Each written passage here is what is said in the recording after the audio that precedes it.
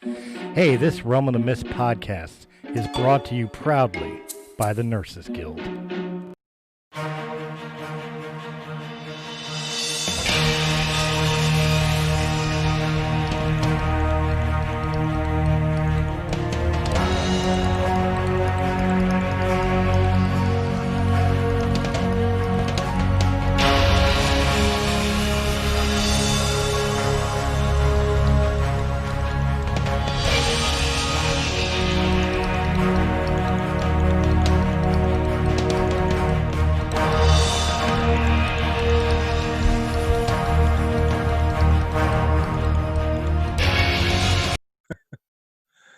What's up, guys? Chris and Don here for another Realm of the Mist daily show. And this time we're going to do something a little bit different, but a little bit the same. Don, you guys know from the Life Radio, but you also know him from Breaking the Fourth Wall Weekly, where he does the News Buffet.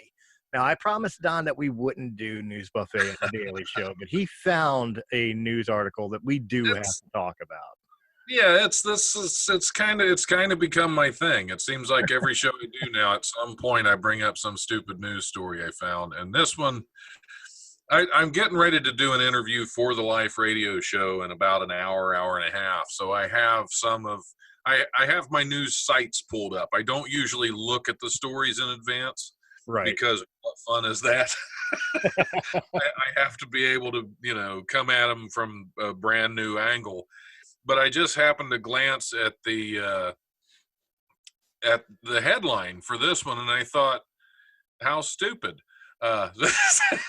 This is a bicycle. Our show.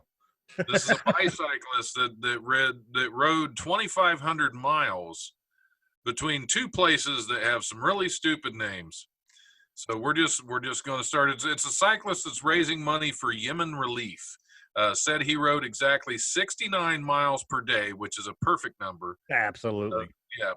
69 miles per day to travel from Poo Poo Point in Washington State to PP Creek in Ohio. What? I haven't, like I said, this just popped up, and I haven't had a chance to verify that these are real places. But yes, Ruben Lopez of Chicago said his scatological journey began August 18th at Poo Poo Point in Washington State, and it took him 36 days to arrive at Ohio's PP Creek, a journey of over 2,500 miles. Lopez, who said he tell me this was actually called like the Taint Strait or something, Right, that shit, yeah. I wouldn't think it would be that far of a journey. Because I guess that's where it comes. It ain't that far. Taint that far. Well, he said he traveled 69 miles each day. Said his trip is still not over. He is planning to complete his 5,000-mile journey at PP Island in Newfoundland and Labrador. So he's involved in the Labrador too. Okay, so he's Cheech and Chong just popped into my head. What's that? Cheech and Chong just popped in my head. That infamous skit. It's got some Labrador in it.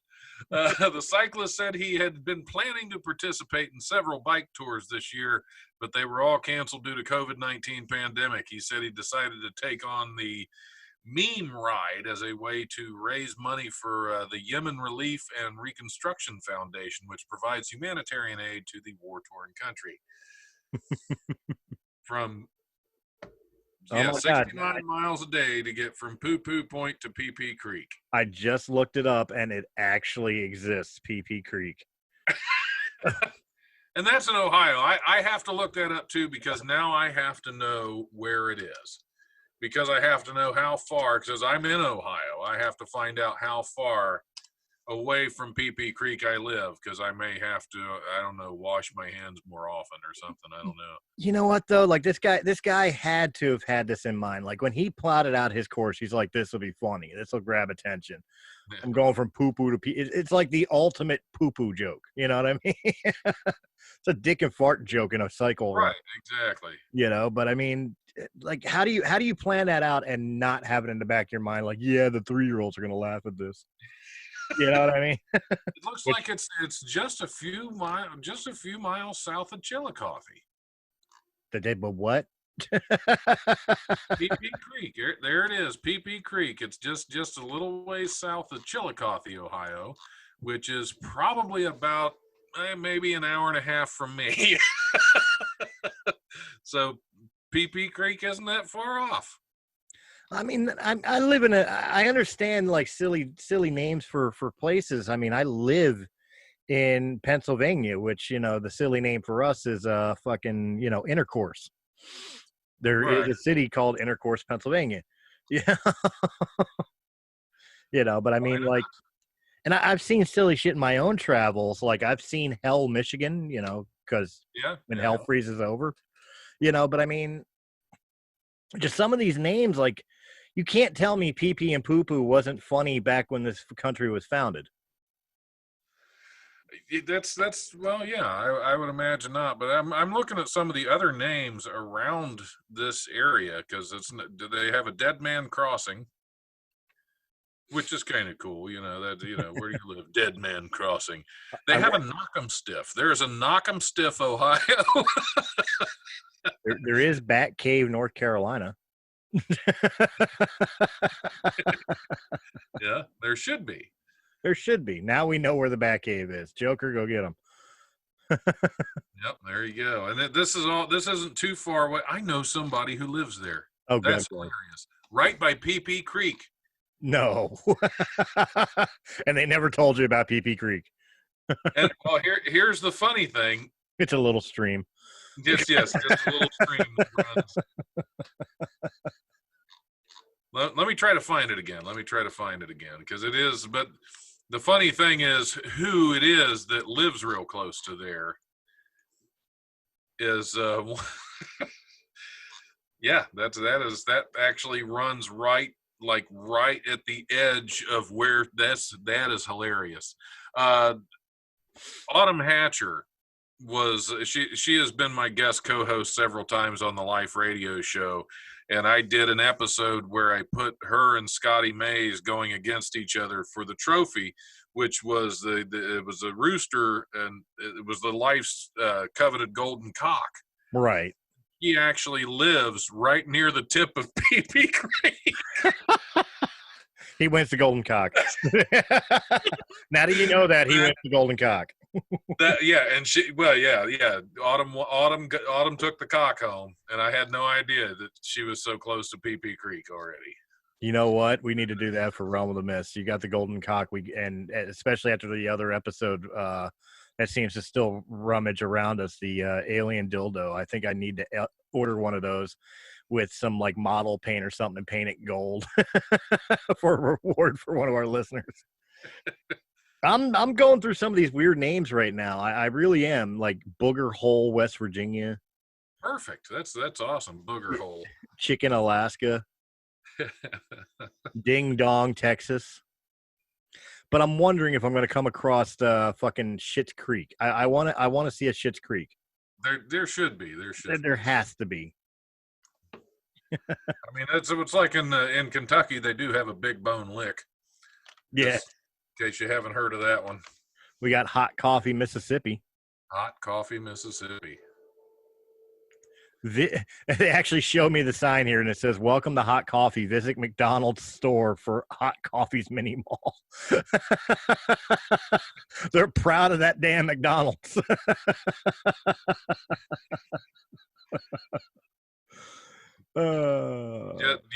Just to make you happy, they have Holy Crap. Yep. Holy Crap is the name of the city, or let me find out exactly where this is. Hey, there is a Peculiar, Missouri. This is a little ways north of Lake Okeechobee in Florida. Kind of, it's like maybe 150 miles east of Tampa. There is a Camp Schitt's Creek, spelled the same as the show. Yes. But there's more. Oh, I'm listening. I have to go here. I think we Some just of found these our camp live names location. are wonderful. There's Skinner's Paradise, which isn't much. Right. There is Camp Hot Dog Jesus. Hot dog Jesus. What? There's a Shaggin' Shack. A shaggin', that's my spot right there. The Shaggin' Shack. Camp Double D, which is right on top of Bushy Beaver Camp. Yes. That is awesome. Please tell me. I know where I'm going. I don't even like Florida. I'm going on vacation there right now. I'm telling you, we're going to do a live location for Breaking the Fourth Wall weekly. But just tell me it's not like a Camp Crystal Lake. Just tell me it's not like a Camp Crystal Lake where we're going to have a serial killer, and tell me it's more like a Meatballs fucking summer camp. Yeah, probably. Camp Sunshine and Whiskey. Nice. That's right near Fat Man Lodge. This is Camp Crystal Lake. No kidding. This is in New Jersey. There's one in Florida too. Oh, is there really? Yeah, right near it. This is all one area by Camp Schitt's Creek where they have all these. Camp Neck Deep. I just hope one of the main events of the camps when they do it is like doing canoeing without a paddle. So you're up Schitt's Creek without a paddle. Camp Feather Muckers. Oh, come on. If you're going to go all the way. Yeah, exactly. Miller time. This is. Oh, my God. Yep, Tink Knocker in. Why not? Yeah, okay. These are kind of. Okay, the ones I came up with here, some more of the ones I came up here with here, like one, they sell this one right. It's Santa Claus, Indiana, America's Christmas hometown. Nice. Okay. But the next one caught me because I'm just like, what? There is Scratch Ankle, Alabama. There's one more camp I want to mention in this cluster, and that's Camp Foursome. This is definitely a nudist colony. It's got to be with names like that. I was thinking that, especially when you were talking about the Bush and the Double D, and now you're throwing Foursome in. Yeah. This has got to be a nudist colony, which is even more reason why we got to go. This is right by Lake Kissimmee. So good. When you're done with a day with the nudists, you can go over to Disney World. Yeah, you're right there. Jesus Christ. I mean, it's cool, though, because Schitt's Creek, that reminds me, like, when we were talking about, like, even doing this type of conversation where we're talking about, like, funny name places and stuff like that, the first thing that popped into my mind was actually, you know, I guess you can kind of call it a tourist trap in Colorado, is a town called Beaver. Now, Beaver, Colorado, obviously, that's not something you think like, you know, unless you're, you know, silly-minded like I am. But they have a store that is a tourist trap for Beaver, Colorado, known as Beaver Liquors. And they play up that advertisement religion. I mean, the sign on the place is Beaver up front, poker in the rear. I mean, now I was in a movie that was filmed in Beaver, Ohio. Oh, there you go. Yeah, it's a real, again, that's not too far. It's not too far from where PP Creek is, now that I know that. But no, there's a place called I can't think of the name of it. It's an old West Town replica that was built out there. Bums me out. I can't think of the name right now, but it's actually located outside of Beaver, Ohio, and we filmed Western World there. Okay.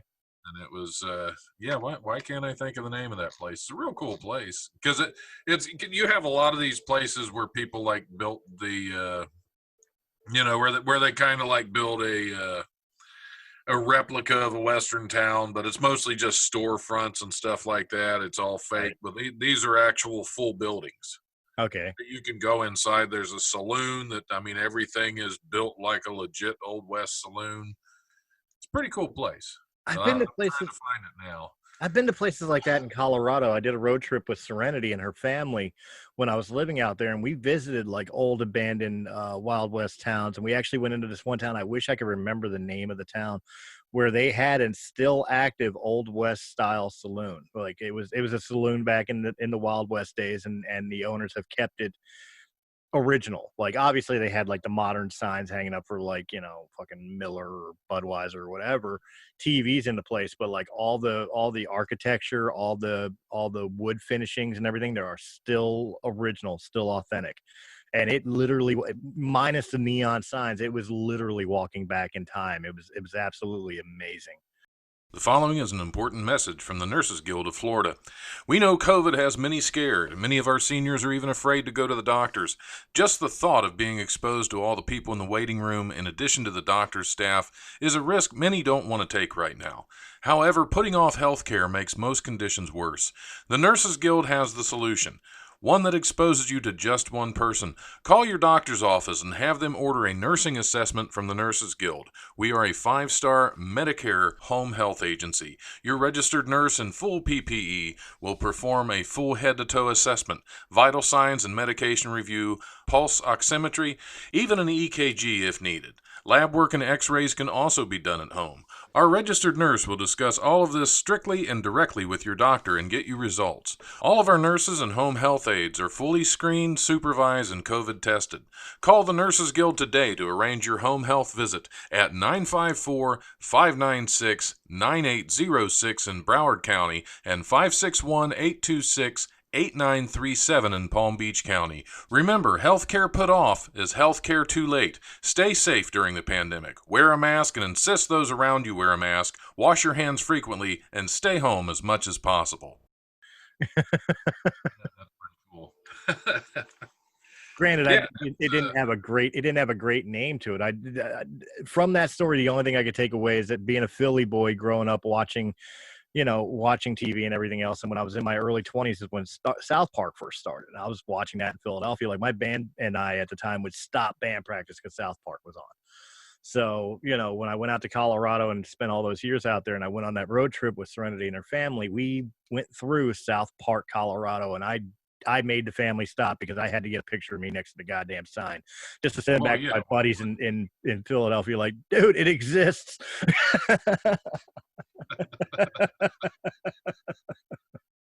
Awesome.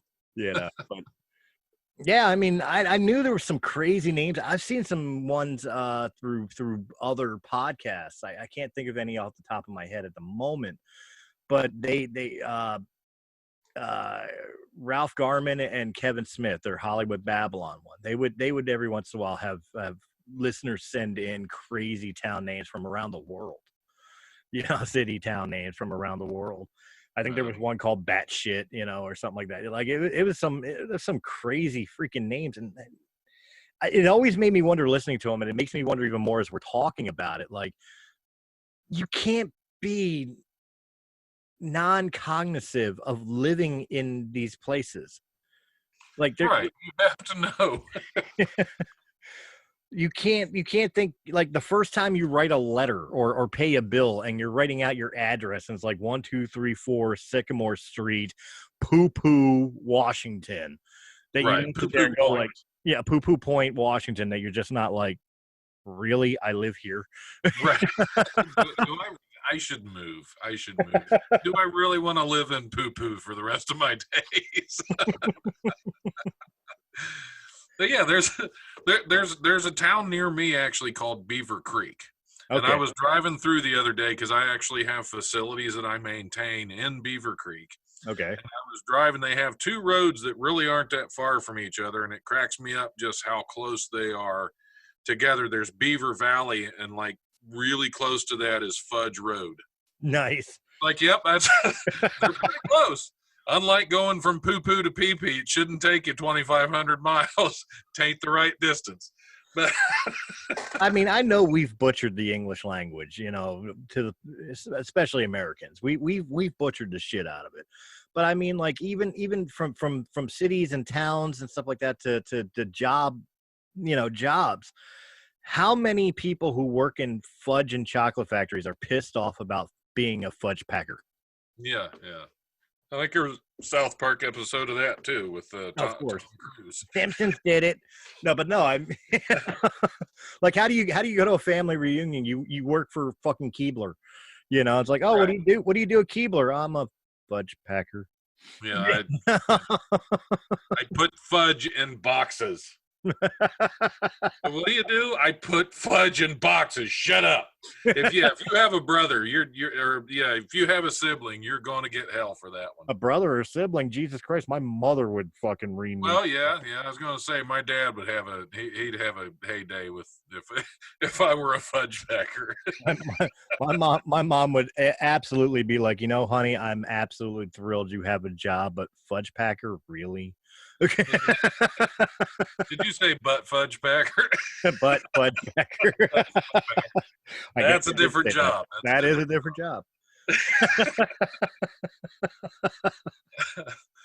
Yeah, we have definitely, well, even going just in my area in Ohio, there are all kinds of weird names that aren't necessarily at that end, but that just they're mispronounced names of other countries. Well, I mean, you guys we have Arushi, Ohio, Russia. Okay. That's Russia. That's Russia? Here in Ohio, it's Rushi. That's probably because of the Cold War. They're like, no, we can't call it that. Yeah, we can't call this Russia. we have a Versailles, which is spelled just like Versailles, but in Ohio it's Versailles. Well, I mean, you guys, here in Philadelphia, we have I wouldn't say necessarily like towns or cities or sections, but we do have, you know, we have words that people mispronounce, and it's the same reason as Ohio is. A lot of the things that we have are Native American, really more than anything else. And it reminds me of when I first got off the bus in Colorado, when I moved out there. And, you know, my mother's making fun of me because I walked downtown Colorado Springs, and, you know, I told her about this free museum that I went to while I was waiting for her to finish work before, you know, traveling to where I was going to be staying once I got off the bus, you know, and she had like 2-3 hours left on her shift. So I went and explored downtown Colorado Springs, and I wound up on Tejon and Bijou Street for this little free Wild West museum. When I came back to her job and I told her about it, she's like, wait, which museum do you got? I don't know. It was on Tejon Street. And she said, you mean Tejon? I'm like, yeah, I guess. Okay. Yeah. The one next to, what the hell was the name of that? Bijan? Bijou? Fuck. Why can't they have normal names like Tacony Palmyra?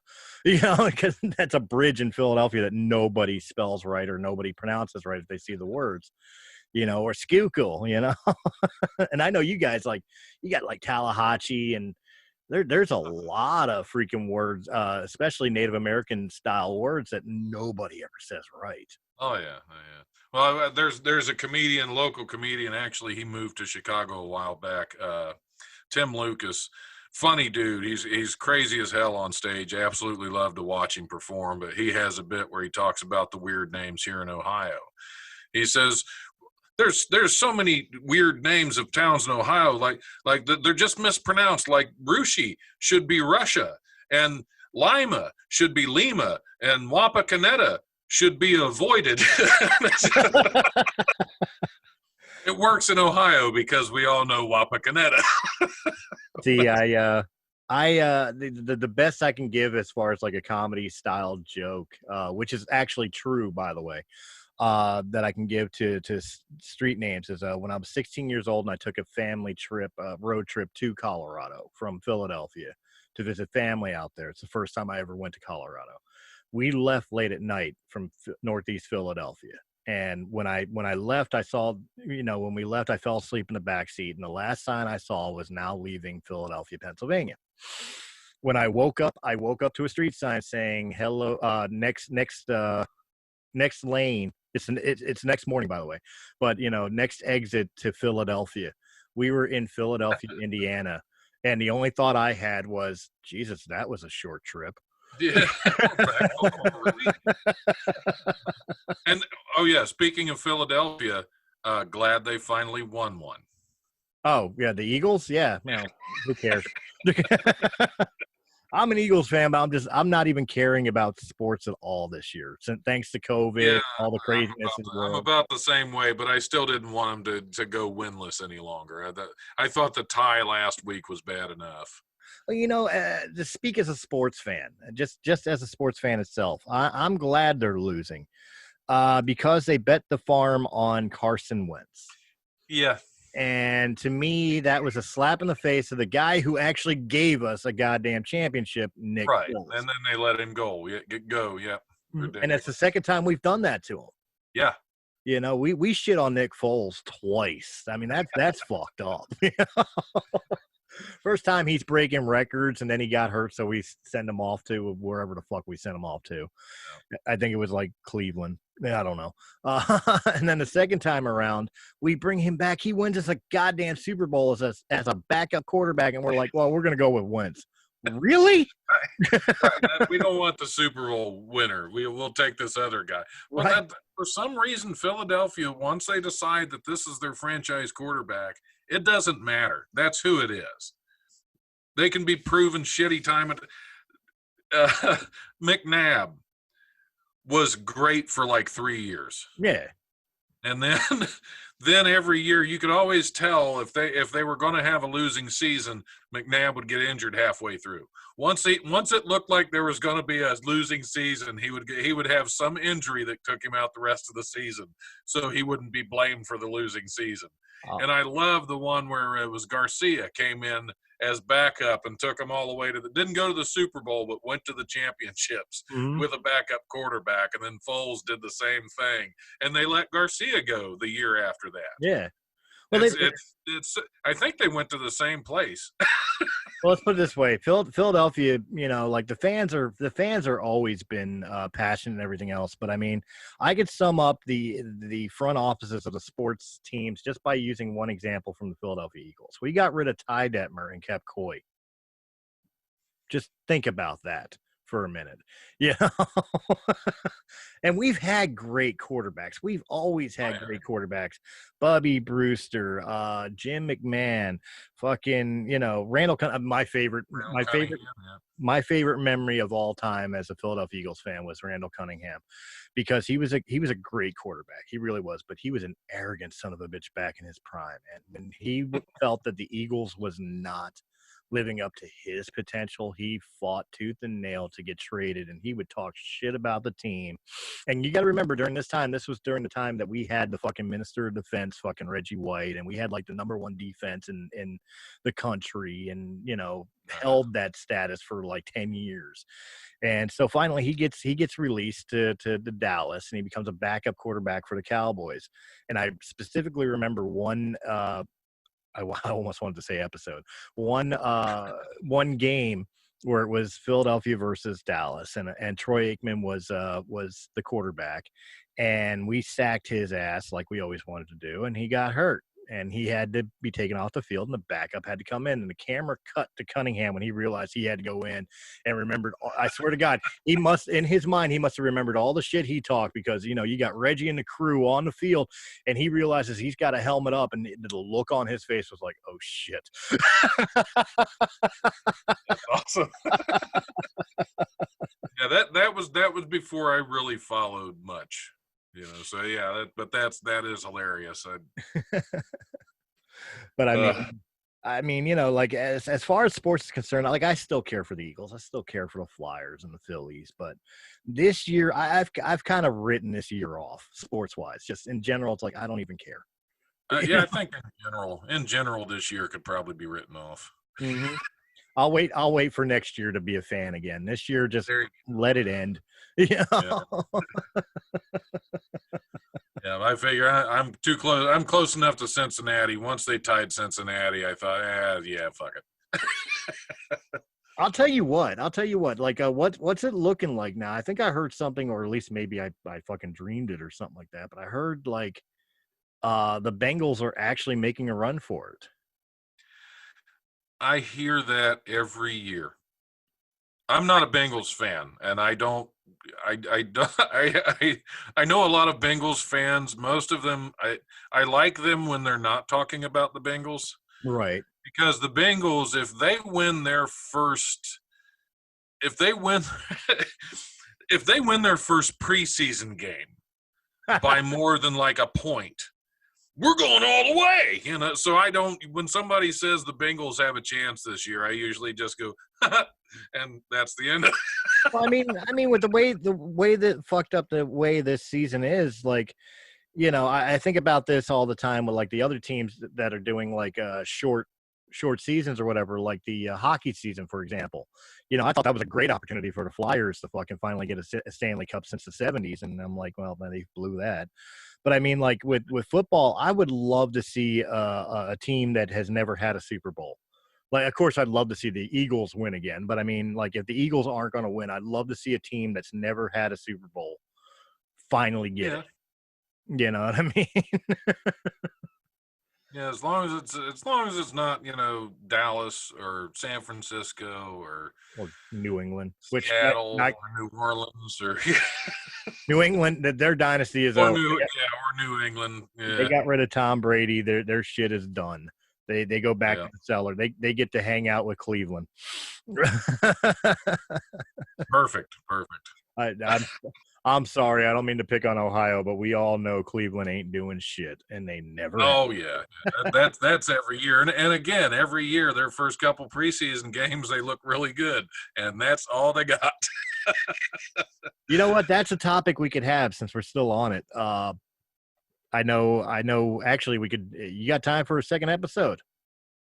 I won't. Well, yeah, fuck it. Why not? Are we starting it now? Or yeah, I would stop this one and start that one.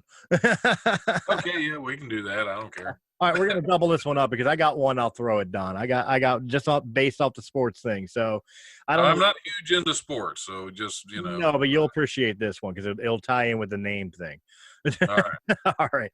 We'll catch you on the next Daily Show, guys. Have a good one.